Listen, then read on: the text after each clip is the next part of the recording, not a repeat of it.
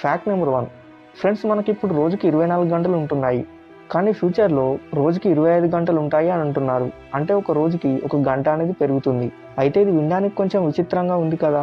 కానీ సైన్స్ చెప్పేది మాత్రం ఇదే. కానీ మనం భయపడాల్సిన అవసరం లేదు. ఎందుకంటే ఇది మన జీవిత కాలంలో జరిగే మార్పు అయితే కాదు. ఇది భూమి రొటేషన్ అనేది స్లో అవ్వడం అండ్ మూన్ గ్రావిటీలో వచ్చే మార్పుల వల్ల ఇలా జరుగుతుంది.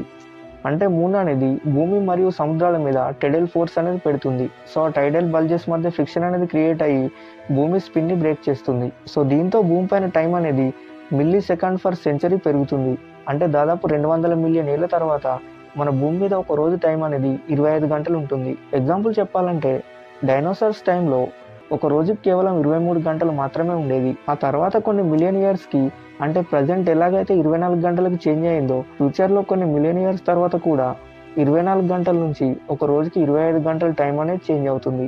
సో ఇలా జరగటం వల్ల పెద్ద ప్రాబ్లం అయితే ఏమీ లేదు. బికాస్ మన సర్కడియం రిథమ్స్, స్లీప్ సైకిల్స్, జీవుల ఎవల్యూషన్ అన్నీ స్లోగా అడాప్ట్ అవుతాయి. అండ్ దీనివల్ల మన జీవితాలు అయితే ఏమీ మారవు.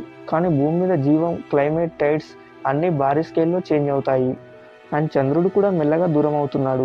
సో దీనివల్ల భూమికి మరియు చంద్రుడికి మధ్య ఉన్న ఎనర్జీ ట్రాన్స్ఫర్ అనేది మెల్లగా స్లో అవుతుంది.